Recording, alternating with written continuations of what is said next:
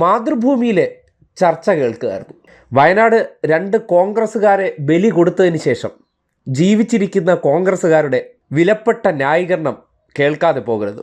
അത് എന്തുകൊണ്ട് കേൾക്കണമെന്ന് പറഞ്ഞാൽ, ഈ അടുത്ത ദിവസം നവീൻ ബാബു എന്ന ADM ആത്മഹത്യ ചെയ്തതുമായി ബന്ധപ്പെട്ട് PP ദിവ്യ പുലർത്തേണ്ട ധാർമ്മികതയെക്കുറിച്ചും CPM അതിനെ സംബന്ധിച്ചെടുക്കേണ്ട നിലപാടിനെക്കുറിച്ചൊക്കെ ക്ലാസ് എടുത്തവർ ഇന്നിപ്പോൾ അതിനേക്കാൾ അതിതീവ്രവും ആത്മഹത്യാക്കുറിപ്പ് ഉൾപ്പെടെ പുറത്തു വന്നപ്പോൾ ആ 2 വ്യക്തികൾക്കെതിരെ നടപടിയെടുക്കുന്നത് സംബന്ധിച്ച് പറയുന്ന ന്യായീകരണം കേട്ടിട്ട് അവതാരക പോലും പറഞ്ഞു.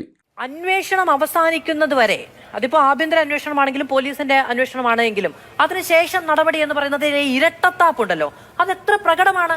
ഇപ്പോ പ്രകാശ് മാഷ് പറയാണ് PP ദിവ്യയുടെ കാര്യത്തിൽ ഇവരങ്ങനെയാണോ പറഞ്ഞത്? അല്ലേ, പോലീസിന്റെ അന്വേഷണം കഴിഞ്ഞിട്ട് രാജിവെച്ചാൽ മതി എന്നാണ് പറഞ്ഞത്. PP ദിവ്യ രാജിവെപ്പിക്കാത്തതെന്ന് ചോദിച്ചില്ലേ? മാധ്യമങ്ങളും ചോദിച്ചിട്ടുണ്ട്. പക്ഷേ അത് പ്രതിപക്ഷം ചോദിച്ചു. പ്രതിപക്ഷത്തിനെതിരെയാണ് ഇപ്പോൾ ആരോപണം വന്നിരിക്കുന്നത്. അപ്പൊ പിന്നെ ഇന്റേണൽ കമ്മിറ്റിയുടെ റിപ്പോർട്ട് വരണം, ഫോറൻസിക് പരിശോധനയുടെ ഫലം വരണം, പിന്നെ അത് കഴിഞ്ഞിട്ട് പോലീസ് അന്വേഷണം വരണം എന്ന നിലപാടെടുക്കുന്ന കേരളം കേൾക്കില്ലേ? ഇതിനുശേഷം മാധ്യമപ്രവർത്തകനായ ജേക്കബ് ജോണും പറഞ്ഞു, അതായത് 2 ജീവനുകൾ നഷ്ടപ്പെട്ടതിൽ കോൺഗ്രസ്സുകാർക്ക് യാതൊരു വ്യഥയുമില്ല. അവർക്ക് അതൊക്കെ ഒരു രക്ഷപ്പെടലാണ്. ആ 2 ഒടുങ്ങിയതോടുകൂടി കുറേ പേർക്ക് അവർ പിരിച്ചെടുത്ത പൈസ ഇനി തിരിച്ചു കൊടുക്കേണ്ട അവസ്ഥ വരില്ല. കാര്യം വാങ്ങിയ ആൾക്കാർ ഇനി ഇല്ലല്ലോ.